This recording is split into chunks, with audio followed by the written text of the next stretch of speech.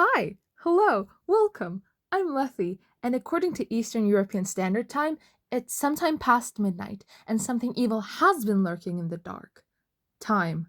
I have aged. I am now 21 years of age. I have existed on this floating rock we call Earth, but actually should be calling Gaia, for 21 long years. But that is not the topic of this video. That's just context as to why I'm randomly uploading on a Tuesday. I thought it would be a grand old time, a great bonding experience, if we spent however many minutes it takes me to go through the Greek creation myth. Yes, this is what I want to do for my birthday. We've already established that my brain works in mysterious ways. Without further ado, let's crack in, shall we? Wait, no, actually, I need some more ado for a huge disclaimer. Greek mythology? Kinda weird, champ. It's a whole situation and a half, and I don't know what else I can say besides that. But yes, on to the myth. A quick factoid before we begin.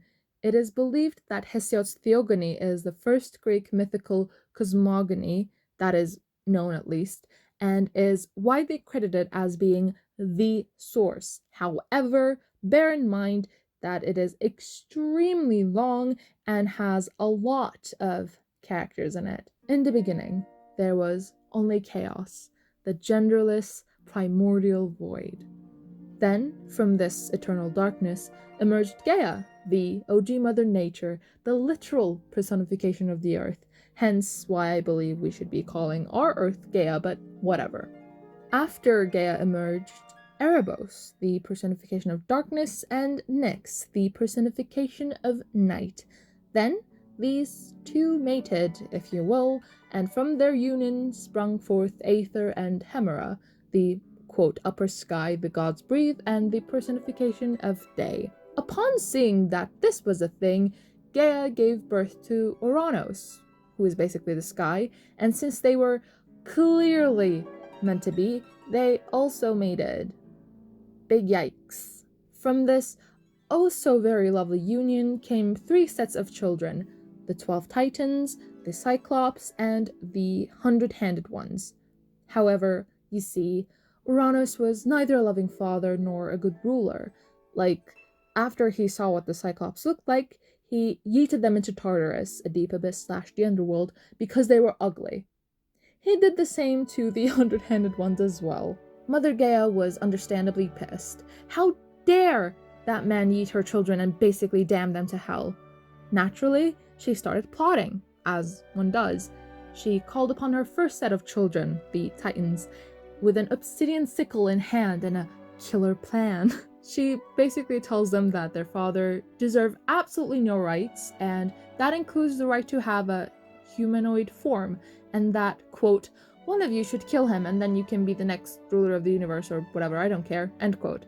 I took that directly out of the Theogony. Those are the exact words she used. Don't you dare look that up. The youngest of the 12, Kronos, was all for it. He was on board. He always hated his father, and since he was the last born, he always felt inferior. This was his time to shine, his big debut into the spotlight as a father killer. According to Theogony, he says, quote, Mother, this deed I promise you will be done, since I loathe my dread-named father, end quote. Can you tell he has major daddy issues and a raging inferiority complex? Can you? Gaia's plan plays out perfectly. Uranus comes down to meet with Gaia, Kronos jumps out from behind a bush or something, and cuts his father's genitals. Then he basically yeets them into the sea, and out of the foam emerges the one and only Aphrodite. Uranos, before being banished into the skies for all eternity, turns to Kronos and tells him that he was also destined to be overthrown by his own children, which makes Kronos oh so very paranoid, and is why we have this piece of art. How lovely. The moment he has his first child, Hestia, in his arms, Kronos makes the choice to gobble her up, to the horror of his sister wife Freya, I'm assuming. He straight up devours her, yummy yummy yummy, into Kronos' tummy, I guess. And then, ever the hopeful, Rhea continues to bring their children to Kronos, but the outcome does not change.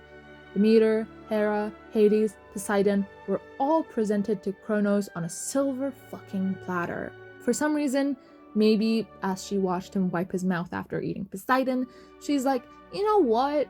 I don't want another child of mine to be eaten by their own father, so she contacts Gaia, the mastermind that planned her own husband's death. Gaia, in her infinite wisdom, gives Rhea a rock to replace Zeus with, and Kronos doesn't even bat an eye. He simply eats the swaddled rock. Rhea then takes Zeus to an island, Crete, and when he's old enough, Gaia gives him a potion or a herb, depending on the version, that will make Kronos vomit out his siblings.